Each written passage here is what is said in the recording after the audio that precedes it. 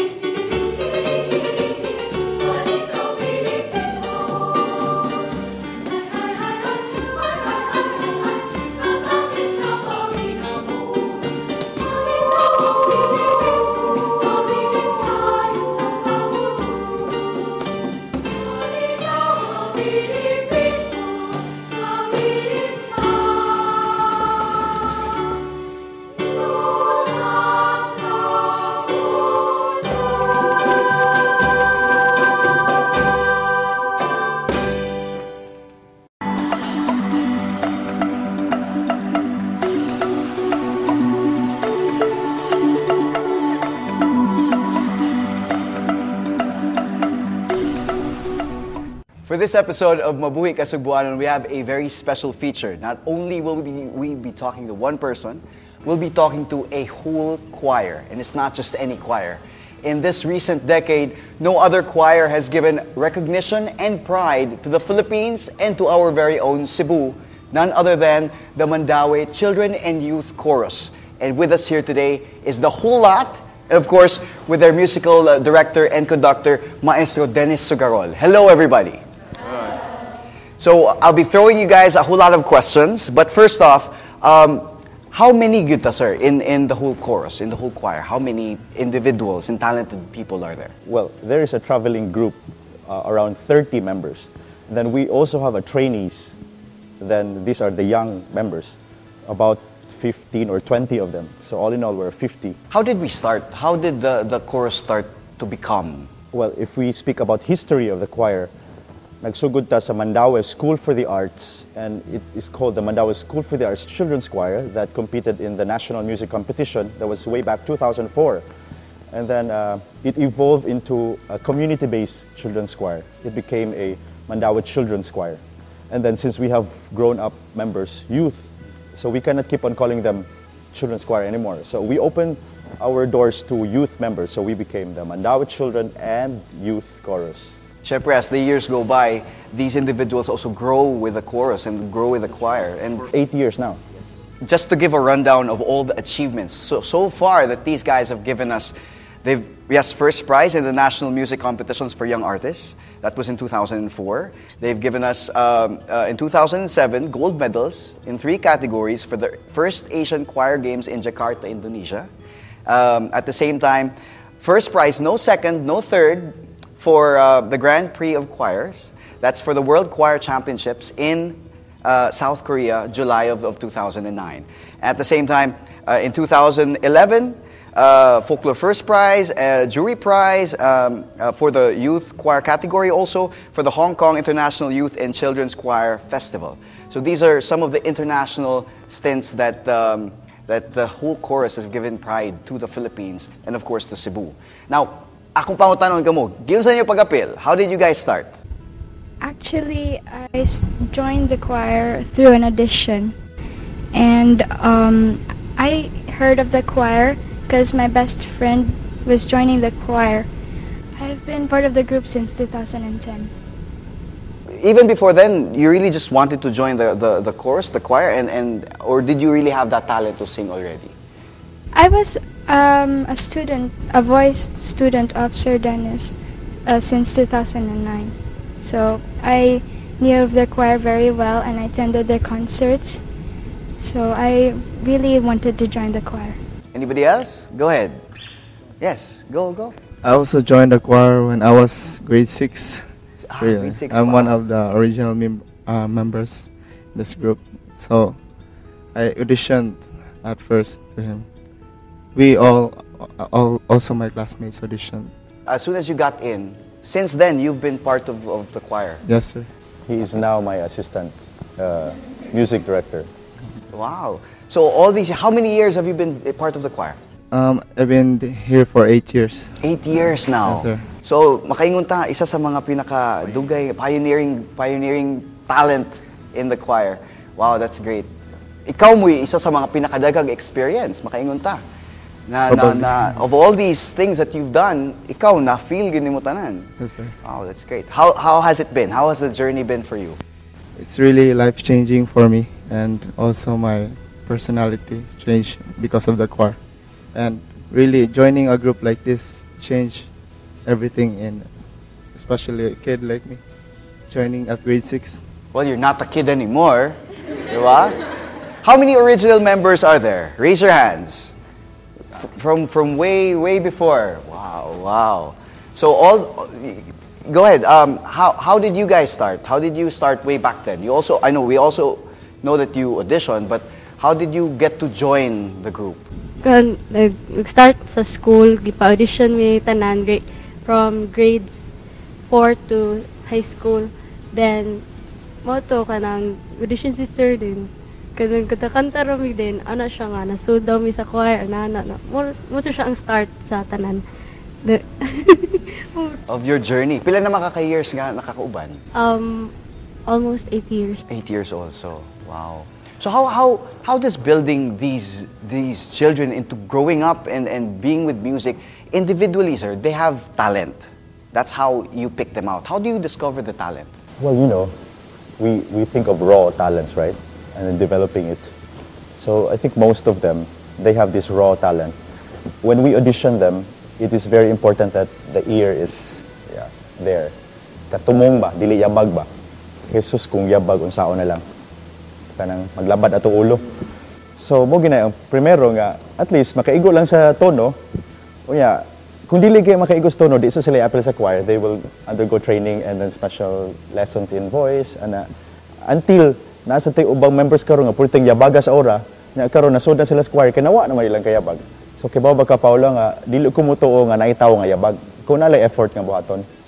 Ako moingon sad ko, I believe in that. So there's still hope for a lot of Yabag day ka? Medyo gamay, sir. Gamay. But looking at these guys, if your part, does it make a difference if individually maayo mo kanta as compared to your part of a choir? Is there a difference? Individually maayo kay ka mo kanta? Well, karon like recently ang mga gagmay na mga members, individually maayo kay sila mga solo voice ana. So mo ipang feature na mo sa mga solo nga songs ana. Well, nasi uban nato nga members nga solo nila nga kanang kanta, dili kay sila inunindot kayo, no? Pero they blend very well as a whole chorus. So naiuban nga choral kay og sound, choir kay og sound, nasi uban nga nindot yun ang solo sound nila. And they can blend. And of course, we would want to have a taste of how the Mandaue Children and Youth Chorus sounds. At the same time, more of their experiences, not just here in the Philippines, but abroad, when we return sa Mabuhi ka, Sugboanon.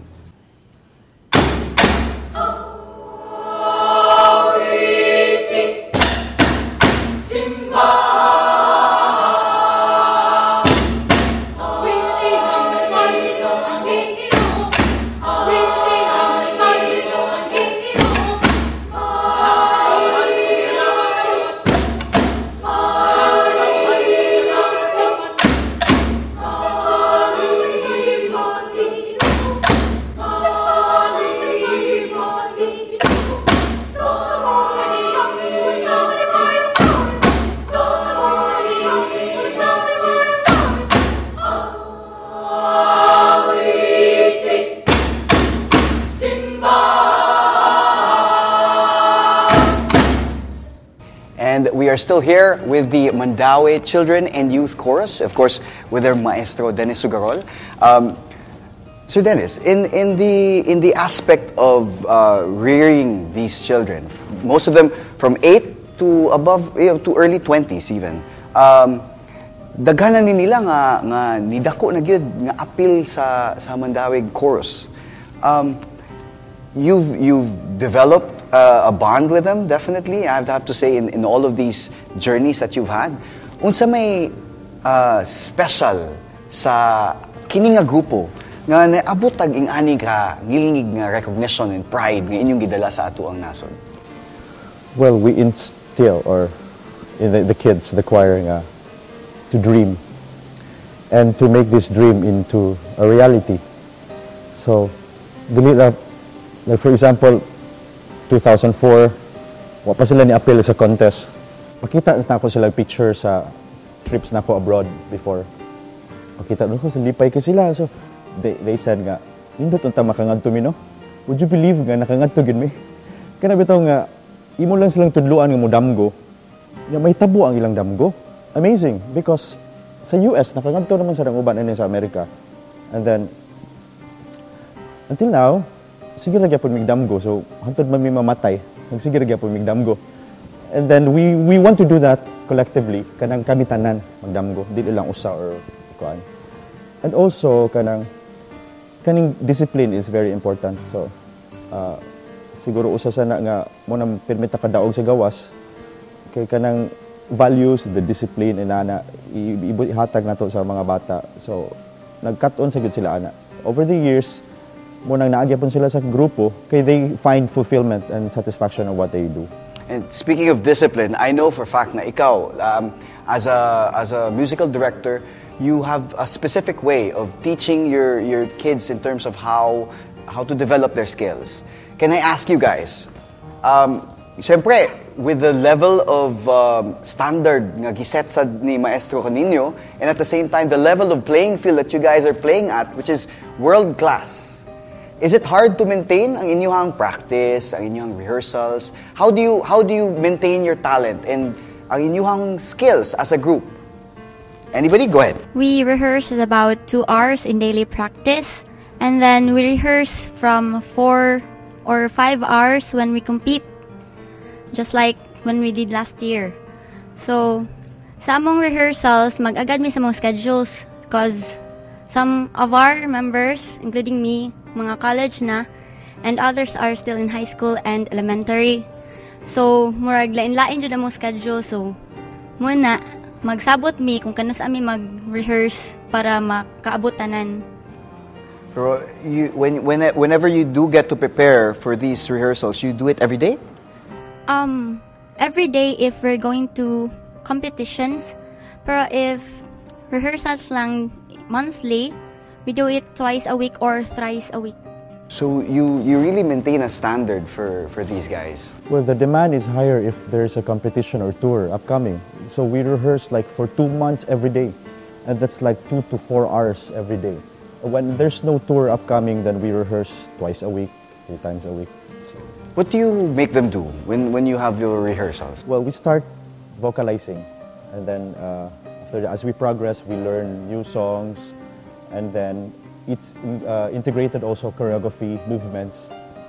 So, and the choir also specialize choreograph music. So, that's it. Can I ask anybody, when you joined the choir, did you think na moabot mo sa inyong naabtan? I mean, basing from the aspect lang you start with a dream, did you ever expect nga maabot gud mo sa inyong gidamgo?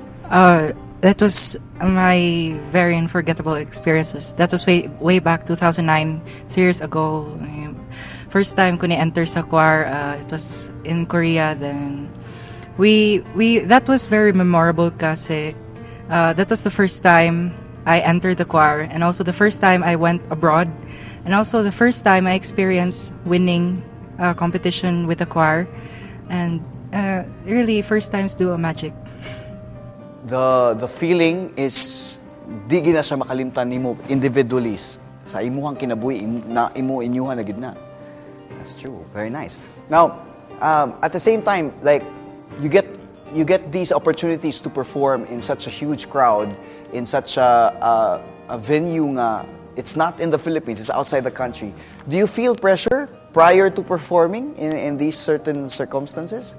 Of course, we get nervous before the performance, but during the performance, we feel happy. We're happy to perform for our audience, and sometimes when they don't really appreciate us, then sometimes they ignore us, but we still go on performing because we know it's something we want to do and it's also for God.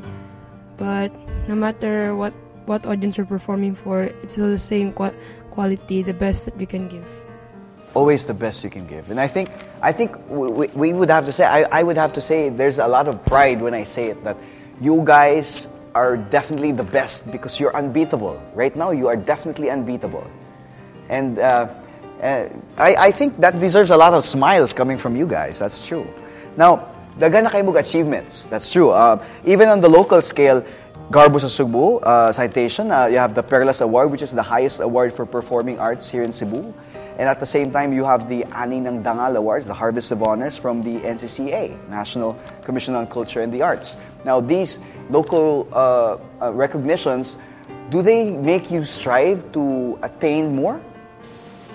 Of course, then that is an affirmation that what we are doing is in the right track, you know, receiving these awards. And then we always share it to our fellow Cebuanos, our families also, and our loved ones, these awards that we gain over the years.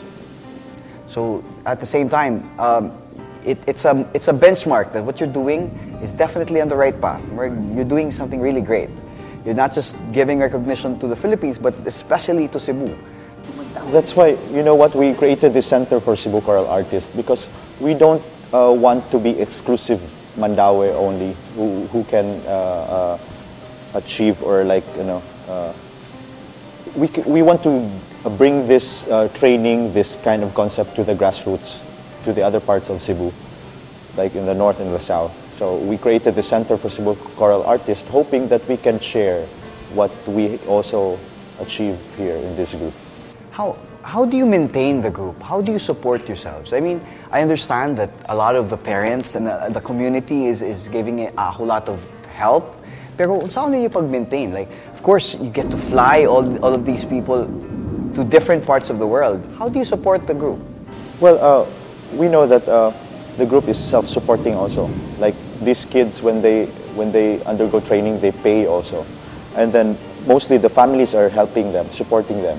Now, when we go abroad to compete, we need a lot of, you know, funds for that. So we reach out to the community, inform them that the group is leaving. So, and then we involve the government also. So it's a lot of hard work, and it's a lot of also for the parents, mga bugat yun in a way. So you also look for different avenues to sustain this? Oh, like, ang amo akong Paulo, nga dili lang akong kutob ang support kung mularga mi or whatever. Ang sustainable bitaw nga kanang support bitaw. Like, even bisag in a way kanang food or snacks for the rehearsals, inana bitaw. Yeah, just to keep us going. Kay murag lisod gyud pag sustain man gud og arts when it comes to sa ato ang lugar. Daghan kayong struggling artist ba nga they achieve a lot but luoy kayo wala kay murag least man gud sa priority nato, no, mo pinakawahi gina. Pero imo tan-aw kung naay mga functions na mga kuan ang artist ilang ibala. Kung mga tukag Europe ang ato makita mga kuan arts nila, mga painters, mga performances sa choir ana. So dapat unta ang groups such as like this nagid untay tabang from the community and also from the government. In that sense, even in the idea lang, to everybody who's watching, the idea lang that you get a lot of applause, standing ovations when you perform in other venues. But even here, that's still lisod pa kwaon, kay medyo kubalon gid. It's a hard crowd to please. That's kay ato man gyud naanad na ta. Pero you guys are world class. You are one of the world's best choirs. And we have a lot of pride when we say that, because you definitely are. I mean, you've competed, you've won, and there's no other way to prove these medals and these awards that we're seeing right in front of us actually are just some of the things that we as Cebuanos need to mapukaw sa tagamay nga. We need to sustain these talents And these talents are every day, they're growing up with a choir. I think there's a huge point in that. Naniguang na sila nga gauban sa choir. They need a lot of support. But you know what? We have to point this out that we are still happy and we are also thankful that we have like supporters over the years, especially like the office of the governor, si Governor Gwen mismo, nga nagtabang gid siya namo, nag-support siya namo, many of our trips abroad also, and some individuals nga nakakuan gid sila sa among kausa, murag gibati sila kung unsay relevance sa amuhang gibuhat, unsay importance sa mga bata. So mapasalamaton mi sa amuhang mga supporters nga nagtabang namo over the years. Understands music a lot more than I do, I would have to say. Even with their young age, I mean, appreciation of music and understanding of it comes to show how much practice and love they have for music, which is great. Maestro, any parting words for everybody here? Like if your kids have talents in music, so why not support them? Like it's life for them. You see these kids, it's already life in itself. Music is life for them. Can you just imagine if you take out that music in them? Kasi may tabo sa ilang life would be a mistake. You believe? So kung wag yung music aning kalibutan na, there's no harmony, there's no blending, chaos. So salamat na sa Ginoo, God is good that we have this gift of music. Isulti pa limat nga, it's a gift from God. So I encourage you to learn music, to explore music, create your own music. And just like us, we are bonded because of music. And as we've seen in this time that we've spent with them, how beautiful their rapport is, how much of a family they are, and how much their experiences have brought them into such a beautiful time in their lives. And these are all individuals that have one voice, so it seems, not just because of practice and prayer, but at the same time because of how their lives have given each voice a huge sound, that it has become one sound that we're all very, very proud of, giving us a lot of recognition, a lot of pride. Mo nang lipay gyud kaayo ta nga naa sila diri karon, and we got to get that chance to learn from them. Of course, Maestro Dennis and Mandaue Children and Youth Chorus, mabuhi mo. Salamat kayo. Thank you, sir.